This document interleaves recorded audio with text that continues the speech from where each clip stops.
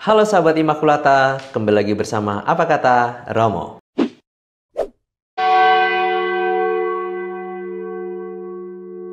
Sahabat Imakulata, sebentar lagi kita akan merayakan puncak perayaan iman kita, yaitu perayaan Paskah. Dan kita akan mengawalinya dengan Minggu Palma, lalu memasuki Pekan Suci, 3 hari suci, dan akhirnya Minggu Paskah sampai nanti masa Paskah berakhir ketika hari Pentakosta.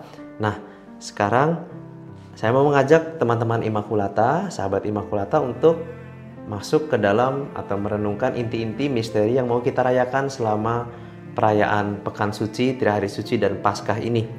Pada Minggu Palma kita mengenangkan Tuhan Yesus yang masuk ke Yerusalem dan dia dilulukan, tetapi di dalam perayaan Minggu Palma ini juga ada pembacaan kisah sengsara, yaitu mengingatkan kita kenapa Yesus masuk ke Yerusalem dan akhirnya ia harus menghadapi atau memenuhi tugasnya dengan penebusan di salib saat di Yerusalem.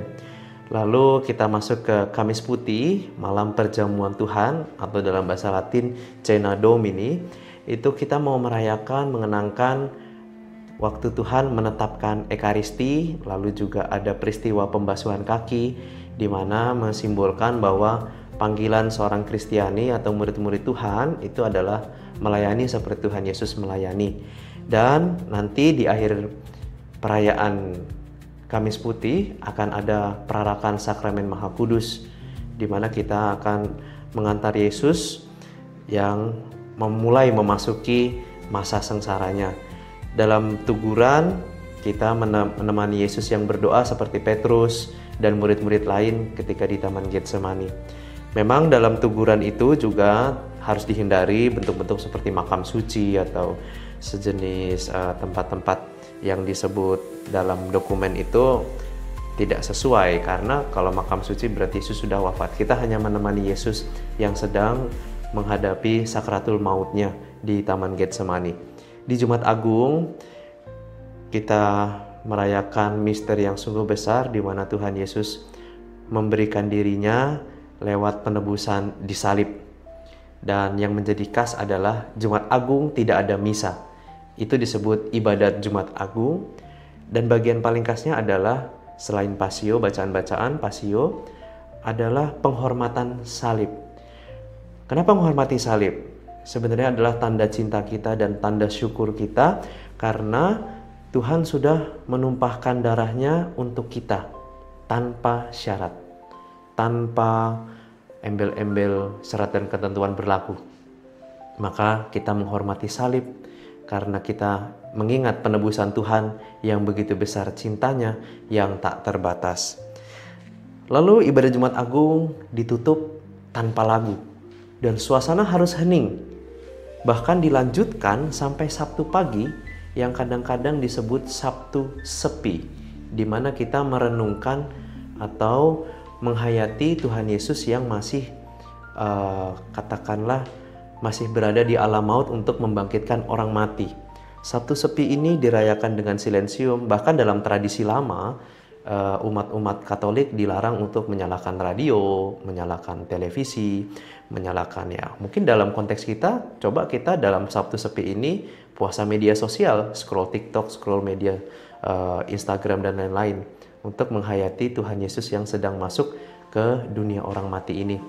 Lalu akhirnya kita rayakan dengan meriah dalam Vigili Paskah, yaitu perayaan Malam Paskah, di mana kita merayakan karya penebusan Tuhan dari awal penciptaan dunia sampai sekarang. Sebenarnya memang dalam liturgi itu digambarkan dengan sangat indah karena ditampilkan 7 bacaan dari Perjanjian Lama, 1 bacaan epistola, dan 1 Injil. Itu menggambarkan atau mau mengajak kita untuk merenungkan kasih penebusan Tuhan yang berasal dari penciptaan sampai hari ini. Tapi memang untuk ketentuan pastoral dan juga kebaikan kita bersama, ya untuk baiknya kita dalam perayaan, kita akan merayakan hanya dengan 3 bacaan dari Perjanjian Lama, 1 bacaan epistola, dan 1 bacaan Injil. Nah, yang menjadi khas di perayaan Malam Paskah ini adalah upacara cahaya.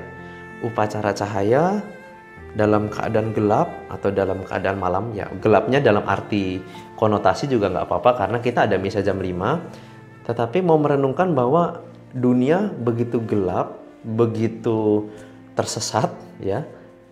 Tapi muncul sang cahaya sejati, yaitu Tuhan Yesus. Dan itulah kenapa lilin Paskah diarak.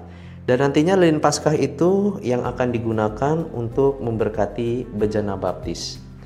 Bejana baptis, air baptis. Dan dalam tradisi juga biasanya selama Trihari Suci, mulai dari Kamis Putih sampai nanti Sabtu malam Paskah, tempat air suci itu dikosongkan dengan tujuan untuk mempersiapkan tempat itu nantinya diisi dengan air baptis baru yang diberkati pada malam Paskah. Dan itulah inti peran yang ketiga yang mau dirayakan dalam malam Paskah, yaitu pembaruan janji baptis yang diawali dengan pemberkatan air baptis dan bejana baptis. Nah, kita mau merayakan Vigili teragung. Kalau di dalam ajaran gereja, di antara semua Vigili Paskah adalah Vigili teragung. Nah, kita lanjutkan rasa syukur itu dengan perayaan Minggu Paskah. Minggu Paskah sungguh-sungguh merayakan Paskah dan sukacita kebangkitan. Ya, kalau Vigilinya merayakan malam Tuhan bangkit, ya dia menang atas maut, dia menang atas dunia orang mati. Di Paskahnya kita merayakan sukacita kebangkitan. Maka teman-teman Imakulata, sahabat Imakulata, ditunggu kehadiran juga sampai Minggu Paskah.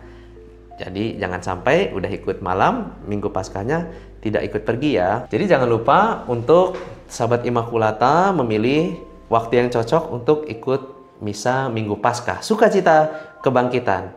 Dan kesempatan kali ini kita akan dibantu oleh teman-teman OMK untuk meramaikan Minggu Paskah dengan adanya telur dan keranjang Paskah untuk anak-anak. Nanti silahkan menghubungi teman-teman OMK.